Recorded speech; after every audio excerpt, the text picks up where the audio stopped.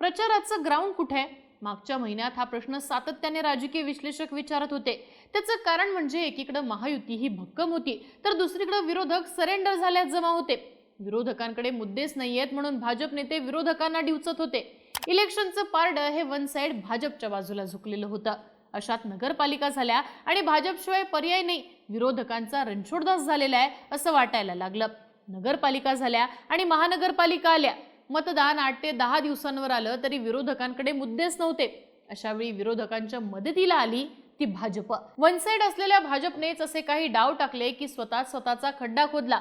एक ना धड भाराभर चुका भाजप करत असली तरी 5 अशा प्रमुख गोष्टी सांगता येतील ज्यामुळे भाजपने स्वतःचा खड्डा खोदला असं म्हणता येतं। कुठल्या आहेत या 5 गोष्टी पाहूयात आजच्या व्हिडिओतनं। नमस्कार, मी आरती आणि तुम्ही बघताय बोल व्हिडिओ। भाजपने खोदलेला पहिला खड्डा म्हणजे अंबरनाथमध्ये काँग्रेस सोबत आघाडी करणं। अंबरनाथ नगरपालिकेत भाजपने शिवसेना शिंदे गटाला सत्तेपासून दूर ठेवण्यासाठी काँग्रेसच्या नगरसेवकांचा आधार घेतला। बातम्या झाल्या आणि वरिष्ठांच्या सहमतीशिवाय ही युती झाली असं सांगण्यात आलं।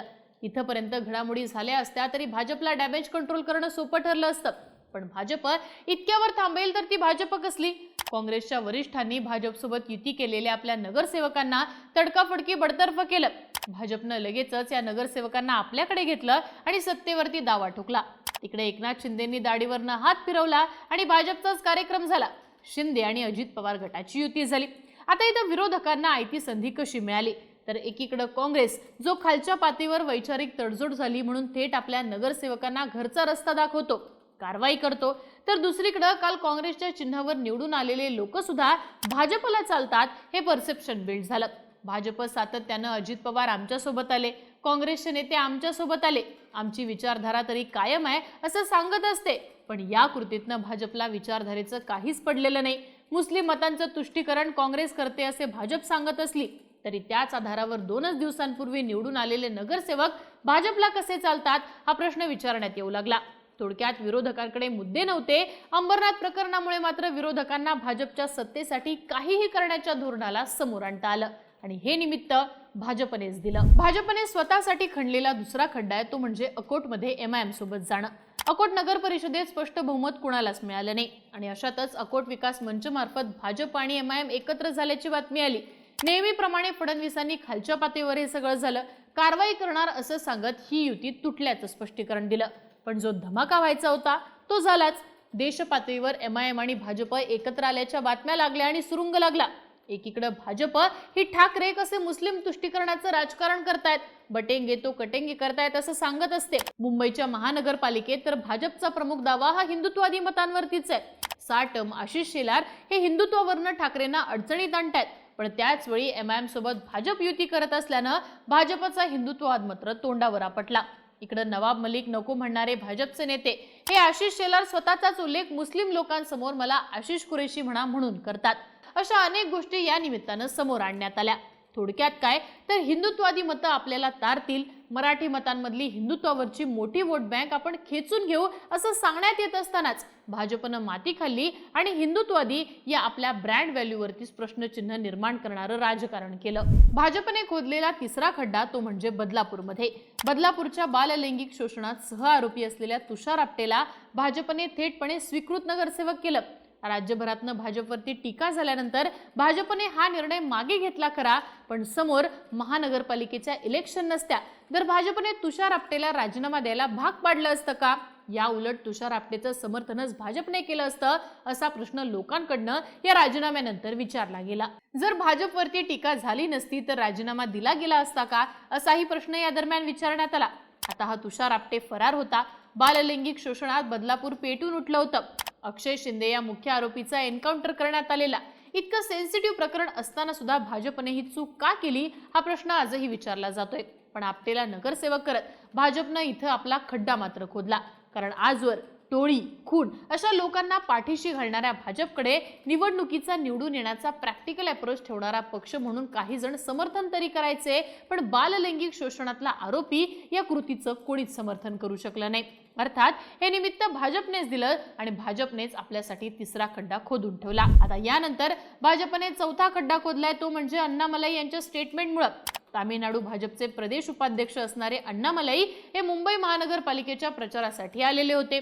त्यावेळी बोलताना ते असं म्हणाले की मोदीजी केंद्रामध्ये आहेत, देवेंद्रजी राज्यामध्ये आहेत आणि BMCवर भाजपचा महापौर असेल, कारण बॉम्बे हे महाराष्ट्राचं शहर नाहीये, ते आंतरराष्ट्रीय शहर आहे. पहिली चूक मुंबईत येऊन मुंबईला बॉम्बे म्हणणं आणि दुसरी चूक महाराष्ट्राचं शहर ते नाहीये असं म्हणणं. अण्णामलई यांच्या या स्टेटमेंटवरनं मोठा गदारोळही सुरू झाला. आता भाजपला हे स्टेटमेंट कसं नडणार आहे ते सांगते. मुंबईच्या निवडणुकीत सध्या सगळ्यात मोठा मुद्दा आहे तो मराठी भाषेचा. याच मुद्द्यावरनं राज ठाकरे आणि उद्धव ठाकरे 20 वर्षांनी एकत्र आलेत. मुंबईत मराठी भाषिकांची लोकसंख्या 30 ते 35% आसपास आहे. म्हणजे मुंबई महानगरपालिकेच्या निवडणुकीसाठी मराठी वोटर्स हे डिसाइडिंग फॅक्टर आहेत. त्यामुळे जर भाजपला मुंबई महानगरपालिकेची निवडणूक जिंकायची असेल तर भाजपला मराठी मतं हवी आहेत. राज ठाकरे, उद्धव ठाकरे सातत्याने भाजप कसा उत्तर भारतीयांचा पक्ष आहे हे सांगण्याचा प्रयत्न करतात. त्यात भाजपचा स्टार प्रचारक येऊन मुंबईला बॉम्बे म्हणतो आणि महाराष्ट्राचं शहर नाही म्हणतो, तेव्हा अर्थातच मराठी मतदार भाजपपासून दुरावू शकतो. अर्थात अण्णामलई यांच्या या एका विधानामुळे भाजपसाठी ही निवडणूक मराठी विरुद्ध अमराठी होते आणि ठाकरेंचं पारडं जड होताना दिसू लागतं. अण्णामलई यांच्या विधानामुळे जो मराठीचा प्लॅटफॉर्म ठाकरे तयार करत होते त्याला बळ मिळाले आणि या स्टेटमेंटमुळे भाजपसाठी चौथा खड्डा खोदला गेलाय. आता भाजपने 5वा खड्डा कुठे खोदला ते सुद्धा पाहूया. तर भाजपनं 5वा खड्डा खोदला तो बोलभिडूच्याच व्यासपीठावर. मंत्री आशिष शेलार यांची जेव्हा मुलाखत मी बोलभिडू मार्फत घेतली आणि यामध्ये भाजप निवडून आली तर मुंबईचा मराठी महापौर करणार का असा प्रश्न त्यांना विचारला, तेव्हा हिंदू हिंदू असं उत्तर आशिष शेलार देत राहिले. पण मराठी महापौर असं ते म्हणाले नाहीत आणि त्यांचं हे स्टेटमेंट सोशल मीडियावर प्रचंड व्हायरल झालं. ज्या भाजपला ही निवडणूक हिंदुत्वावरती घेऊन जायची होती ती ठाकरेंच्या मराठीच्या प्लॅटफॉर्मवर आली. ते येण्याचं कारण अर्थात आशिष शेलार ठरले. मराठी माणूस महापौर होईल असं साधं उत्तर आशिष शेलारांना वाचू शकत होतं, पण कदाचित उत्तर भारतीय मतं दुखावू नयेत म्हणून ते काही स्पष्ट बोलले नाहीत. त्यानंतर कृपाशंकर सिंग यांनी सुद्धा उत्तर भारताचा महापौर असे तारे मीरा भाईंदरमध्ये तोडले आणि हा विषय वाढतच गेला. मुख्यमंत्री देवेंद्र फडणवीस यांना सुद्धा स्पष्टीकरण द्यावं लागलं. अजूनही मराठी महापौर म्हणून ते स्पष्टीकरण देताना दिसतात. पण याच प्रकरणात भाजप डॅमेज झाली, प्रचारात बॅकफुटला गेली हे नक्की. थोडक्यात पहिला खड्डा अंबरनाथमध्ये, दुसरा अकोटमध्ये, तिसरा बदलापूरमध्ये, चौथा अण्णामलई यांच्या रूपात तर 5वा आशिष शेलार यांच्या रूपात. एकामागून एक खड्डे खोदायचं काम भाजपने केलंय आणि विरोधकांकडे मुद्दे नसताना आयते मुद्दे भाजपनं विरोधकांना देत किमान तुल्यबळ लढतीत ठाकरेंना आणण्याचं काम भाजपने स्वतःच केलंय. तुम्हाला काय वाटतं, या सगळ्या मुद्द्यांमुळे खरंच भाजपला फटका बसेल का आणि हे मुद्दे निवडणुकीत भाजपच्या पराभवाचं कारण ठरू शकतात का? याबद्दलची तुमची मतं आम्हाला कमेंट बॉक्समध्ये प्रतिक्रिया लिहून कळवा आणि अशाच राजकीय घडामोडी पाहण्यासाठी बोलबिडूला सबस्क्राईब करा.